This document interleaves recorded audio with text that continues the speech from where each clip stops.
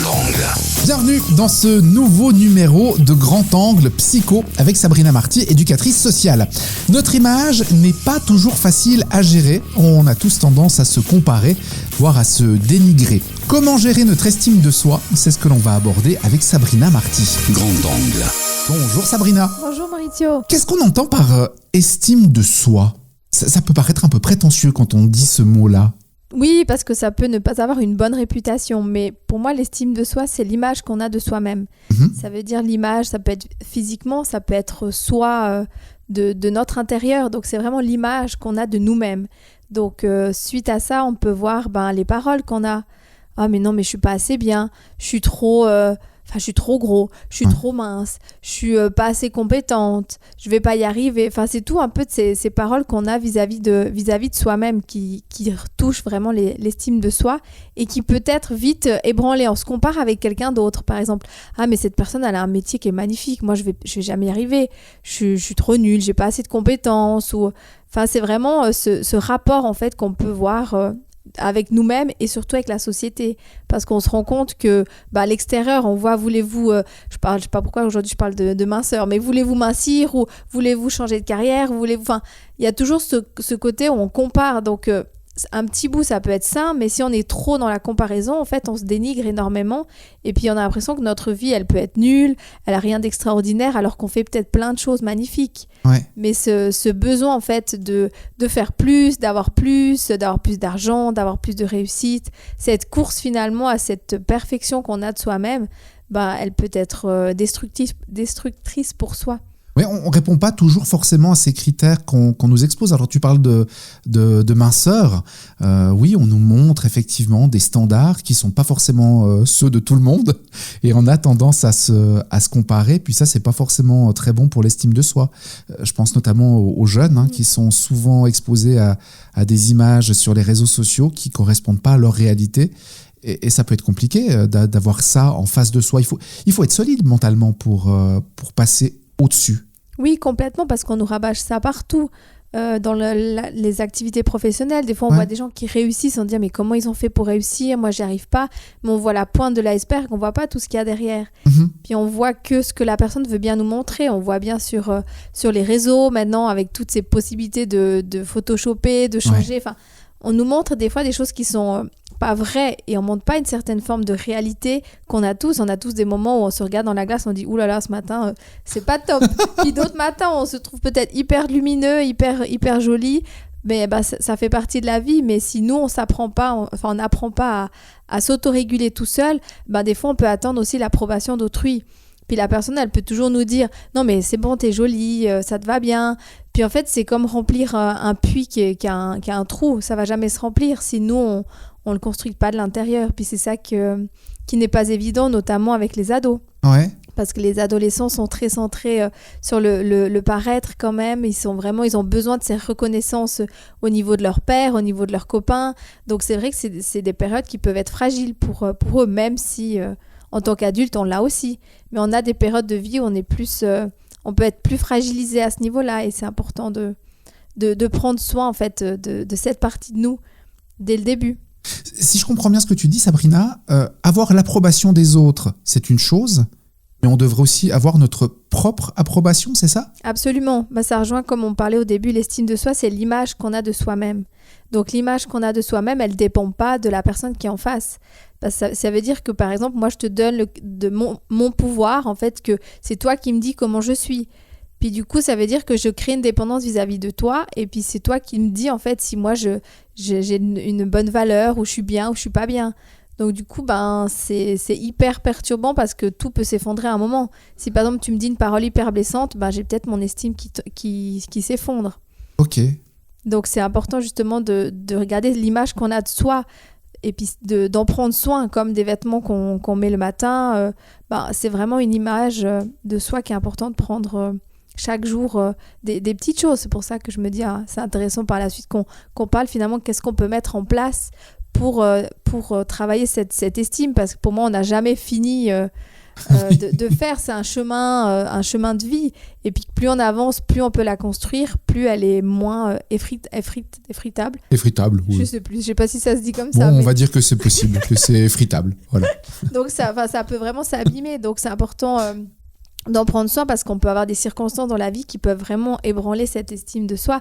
C'est normal. Donc c'est voir comment je peux la reconstruire, une perte d'un travail, perte d'une personne. Enfin, on a des circonstances dans la vie qui peuvent effectivement nous faire perdre des repères, mais c'est vraiment l'idée de se reconstruire continuellement. Alors je rebondis, Madame Bamboum, comment on fait pour travailler son estime de soi? Comment on fait pour avoir confiance en soi? Parce que c'est ça, hein, estime de soi, confiance en soi. Comment on fait? C'est pas facile. Non, effectivement, c'est un exercice de tous les jours, en fait. C'est, comme je disais avant, c'est l'idée, on est toujours dans le trop, on n'est pas assez ci, on n'est pas assez ça, on veut.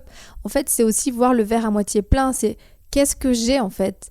Changer, en fait, cette radio mentale qui tourne en boucle et puis qui nous force, en fait, à nous dire non, mais t'as pas assez ci, tu devrais faire plus ça, tu devrais avoir cette carrière, tu devrais avoir des enfants plus comme ci, tu devrais être physiquement plus comme ça. C'est vraiment de se positionner et de dire mais qu'est-ce que j'ai, en fait? Ce dont quoi je suis fière, qu'est-ce que j'aime chez moi. Ouais. Puis en fait, c'est changer finalement son focus, c'est mettre une autre paire de lunettes et puis de mettre une vision différente de soi, puis d'avoir comme des phrases en fait qui nous permettent de nous tirer vers le haut. Parce qu'on est des fortiches pour avoir des phrases pour nous descendre le moral en quelques secondes. L'idée en fait, c'est de mettre d'autres phrases qui contrecarrent cet auto-sabotage qu'on a à l'intérieur de nous pour justement prendre soin de cette image. Donc ça peut être de se regarder dans la glace, de dire ok, aujourd'hui je vais me focaliser, je vais voir qu'est-ce que j'aime chez moi. Mais il y a des personnes qui sont incapables déjà de se regarder dans la glace. Donc c'est déjà tout un exercice de se mettre devant la glace. S'ils arrivent à se mettre dans la glace, c'est ok, je vais regarder qu'est-ce que j'aime chez moi. Qu'est-ce que j'apprécie, ce dont je suis fière. Ça peut être au niveau du caractère, ça peut être au niveau du paraître, enfin, ce qu'importe, mais c'est de se rendre compte en fait que oui, je suis pas comme ma copine, je suis pas comme mon ami, je suis pas comme mon directeur, mon collègue, mais j'ai aussi plein de trésors à l'intérieur de moi et c'est moi qui a besoin de le voir en fait. L'autre personne, comme je disais avant, elle peut nous rendre compte, mais au final, on dépendra toujours de son approbation. Donc c'est de se rendre compte en fait soi-même, de voir qu'est-ce que j'apprécie chez moi. Ouais, et ça, c'est vraiment, un gros travail d'introspection. C'est des petites phrases en fait à se rendre compte parce qu'on dit mais non, j'ai rien, je suis pas exceptionnelle, mais c'est justement ces phrases qu'on entend et puis qui sont finalement un automatisme, on s'en rend même pas compte qu'on a ces phrases qui sont là. Donc c'est l'idée de prendre vraiment le temps de dire ok, aujourd'hui je peux prendre dans un cahier ou peut-être l'écrire, je sais pas, sur le miroir. Enfin vraiment de trouver des stratégies qui nous permettent de bouger en fait ces croyances et puis de bouger en fait cette radio. C'est comme si on se branche sur une radio, maintenant on se branche sur une autre radio qui est un peu plus positive, qui nous tire vers le haut puis qui nous met de bonne humeur. Donc c'est de voir les stratégies qu'on peut utiliser pour justement sortir de ça et se sentir mieux. Mais c'est effectivement un travail quotidien parce qu'on se fait très vite rattraper, on a énormément de pensées inconscientes. Donc si on commence pas avec une pensée qu'on met quotidiennement, on commence jamais. Bon, et tu l'as dit aussi, dans la vie, il y a plein de choses qui évoluent. Si je reprends ton exemple de on se regarde dans le miroir, c'est clair qu'à force, chaque jour de nous voir dans le miroir, on se voit aussi changer. Et ça peut être des fois compliqué. Tout à coup, on a une ride, on a un cheveu blanc, on n'a plus de cheveux. Enfin, là aussi, ça fait partie de ce travail quotidien. Oui, de se rendre compte, en fait, oui, on change, mais ça veut dire qu'on change, ça veut dire qu'on évolue. Enfin, c'est comme une plante. Une plante, on lui donne à boire, on regarde de quoi elle a besoin, puis elle grandit, et puis des fois elle perd des feuilles, mais c'est pas grave parce qu'il y a autre chose qui pousse derrière. Enfin, c'est vraiment moi j'aime bien souvent utiliser la nature comme j'ai fait jusqu'à maintenant, parce que je trouve que c'est des beaux parallèles, et puis on aura envie d'avoir toujours ce côté perfection, peut-être d'avoir toujours cette jeunesse, et puis des personnes qui ont des cheveux gris, c'est magnifique, mais on a envie de cacher. Enfin, c'est vraiment ces soucis de perfection qu'on nous inculque dans cette société, de vouloir correspondre à un standard, autant au niveau physique, autant au niveau de la personnalité, autant au niveau du couple, de la sexualité. Enfin, on a vraiment, je trouve, cette pression, et puis c'est important de se défaire et se dire, mais voilà, moi, en fait, je suis contente de qui je suis, parce que oui, j'ai peut-être cette ride, j'ai peut-être ces cicatrices, mais en même temps, ça fait partie de mon histoire, et grâce à ça, j'ai pu grandir. C'est qui je suis en fait. Exactement. Une photo de qui je suis à l'instant présent. Alors, il y a un paradoxe avec l'estime de soi, c'est que d'un côté, tu l'as dit, la société nous impose des standards auxquels il est difficile parfois de correspondre. Et d'un autre côté, lorsque l'on fait preuve d'estime de soi, lorsqu'on est fier de soi, ce qui est plutôt positif, certains auraient tendance à nous dire, mais toi, tu te prends la tête, hein, tu passes pas les portes.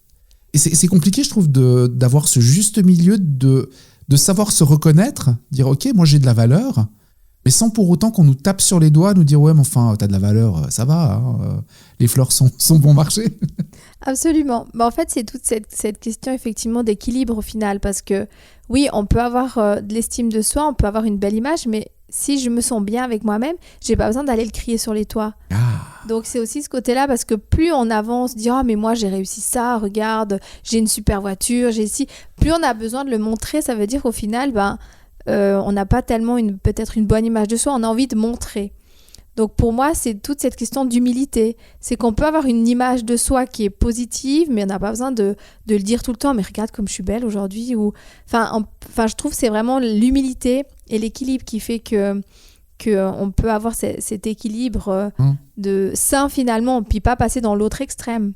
Ouais, ce manque d'humilité pourrait être un signe de manque de confiance en soi ? C'est une très bonne question, ça.